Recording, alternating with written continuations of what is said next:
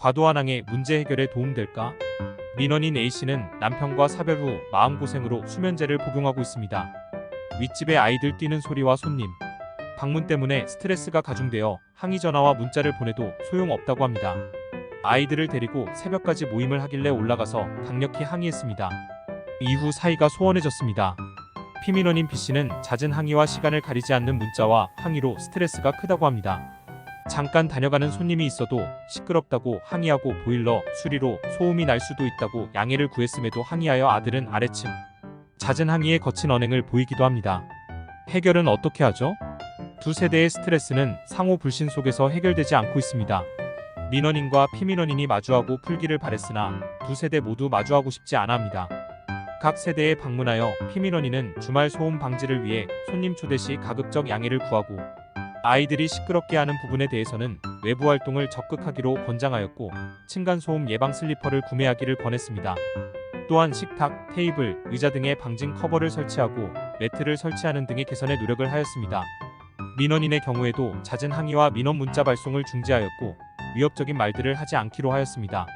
하지만 두 세대 모두 직접 만나 화해할 준비는 되지 않았다고 하여 마주하지는 않았습니다.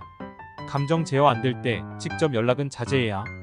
두 세대는 서로의 노력과 조정기간 동안 노력하였고 관리소를 통해 마침내 얼굴을 마주하고 그동안의 상처받은 속내를 털어놓았습니다.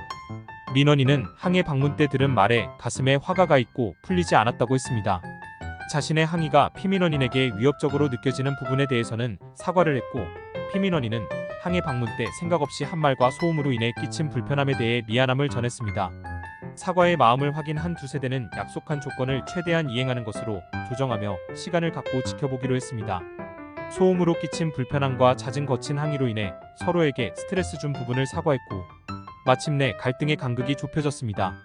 감정 제어가 안 될 때는 직접 피민원인에게 직접 연락을 하거나 마주하지 않도록 하고 관리소 또는 층간소음관리위원회 등의 도움을 받아 해결해야 합니다.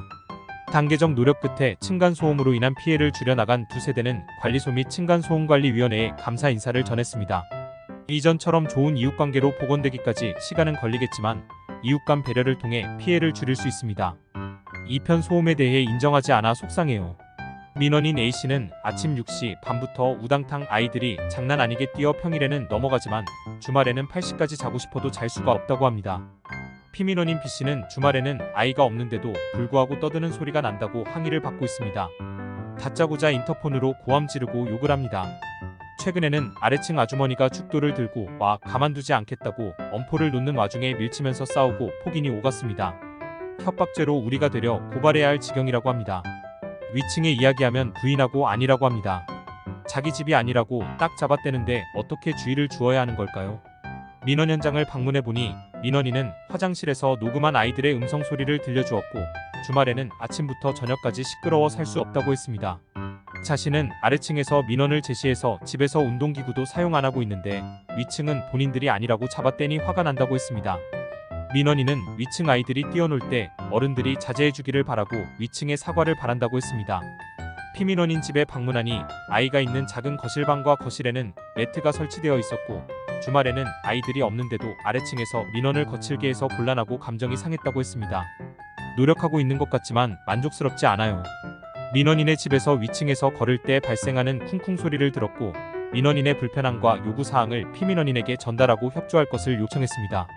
첫째, 소음 발생 사실을 인정하고 둘째, 실내에서는 꼭 슬리퍼를 신기 셋째, 휴일일은 오전에는 실내 활동을 가급적 자제할 수 있도록 요청하였습니다. 피민원인은 최대한 협조하겠다고 했고 다만 민원인의 폭언과 협박성 민원 제기를 자제해주기를 요청했고 두 세대는 이에 서로 노력해보겠다고 했습니다. 2주가 지난 뒤 민원인은 아직 소음은 있지만 노력하는 게 느껴진다고 했고 다만 발걸음 소리에 대해서는 노력을 더 기울여줄 것을 요청했습니다. 피민원인 역시 소소한 소음에 대해서는 예전같이 항의를 하지 않고 참아주는 것 같다며 실내화 착용 및 걷는 연습을 하며 노력하겠다고 했습니다. 효율적인 상황별 층간소음 해결 사례를 더 보시려면 구글 플레이 스토어에서 층간소음의 안전한 아파트 앱을 다운로드 받아보세요. 상황별 소음 해결 팁을 보실 수 있습니다. 가입 시 현금처럼 사용 가능한 1000포인트를 드립니다.